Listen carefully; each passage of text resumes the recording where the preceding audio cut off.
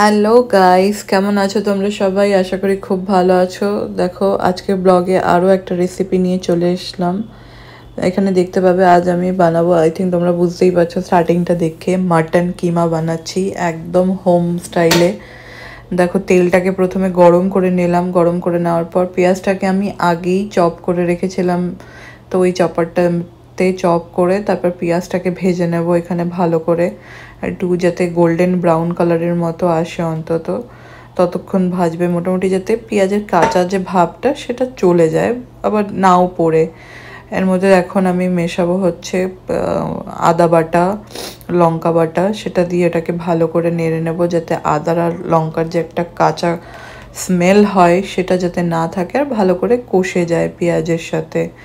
তারপর দেখবে এখানে আমি টমেটো পিউরি দিচ্ছি। আর হ্যাঁ, একটা কথা বলতে ভুলে গেছি, আমি আমার যে সেটা রসুনটা সেটা অলরেডি পেঁয়াজের সাথে আমি বেইসে করে নিয়েছিলাম, চপ করে নিয়েছিলাম, বেটে দিইনি। তো যার জন্য তোমরা রসুনটাকে হয়তো দেখতে পাওনি, তো সেই রসুনটা আমি ওর সাথে দিয়ে একেবারে কষিয়ে নিচ্ছি। তো যেহেতু আমি রসুনটা বাটা হয়নি তাই আমি পেঁয়াজের সাথেই ওটাকে কুচিয়ে নিয়েছিলাম। তো এবার দেখো, এই সব কিছু একসাথে দিয়ে এটাকে ভালো করে কষিয়ে নেব যাতে ওর কাঁচা ভাবটা চলে যায়। তারপর এর মধ্যে আমি দই দিয়ে দেবো। দইটাকে ভালো করে তোমরা প্রথমে একটু ফেটিয়ে নেবে একটা বাটিতে নিয়ে, তারপর দইটাকে দেবে। আর দইটাকে যখন দেবে গ্যাসের ফ্লেমটাকে চেষ্টা করবে লো টু মিডিয়ামে রাখার, নয়তো দইটা ফেটে যাবে। দেখো, দইটা দেওয়ার পর এটাকে যখন আস্তে আস্তে কষাচ্ছি, এটা কত সুন্দর তেলটা উপরে চলে এসছে ভেসে পুরো।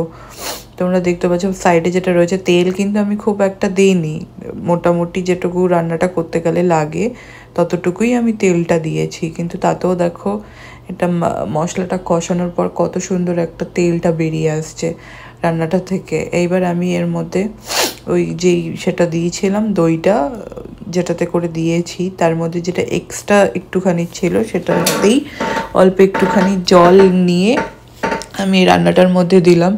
এখন এটাকে আমি আর একটুখানি কষার জন্য ছেড়ে দেবো, কষতে থাকবে। আমি ওটাকে কষানো হয়ে গেলে তারপর এর মধ্যে তোমার কিমাটাকে দিয়ে দিচ্ছি। কিমাটা আমি আগে থেকে ভালো করে ধুয়ে নিয়েছিলাম।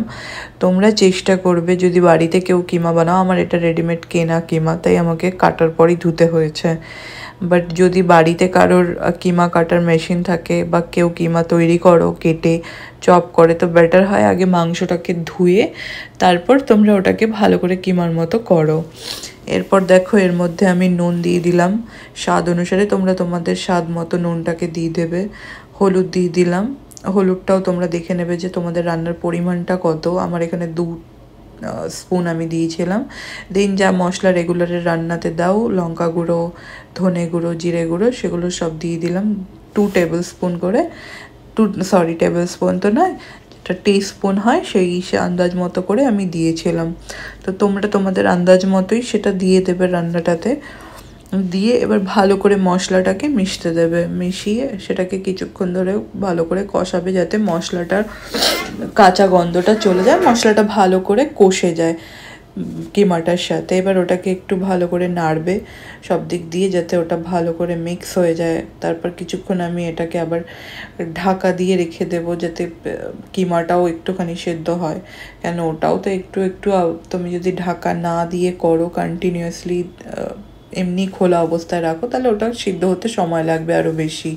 তো এর জন্য আমি ঢাকা দিয়ে দিয়ে করছিলাম। এবার দেখো রান্নাটা কতটা এগিয়ে এসছে, আর তুমি ঝোলটাও তুমি দেখতে পাচ্ছ যে অনেকটা টেনে গেছে। তো এই অবস্থাতে আমি জাস্ট নামানোর আগে এতে একটু গরম মশলা দিয়ে দিলাম যাতে টেস্টটা, আমি এখানে আহমেদাবাদে থাকি কিন্তু আমি সবসময় চেষ্টা করি কলকাতার যে শাহি গরম মশলাটা আছে সেটা ইউজ করার জন্য, বা নিজে বাড়িতে বানিয়ে তারপরে আমি গরম মশলাটাকে ইউজ করি। এবার দেখো, এটা হচ্ছে ফাইনাল লুক আমার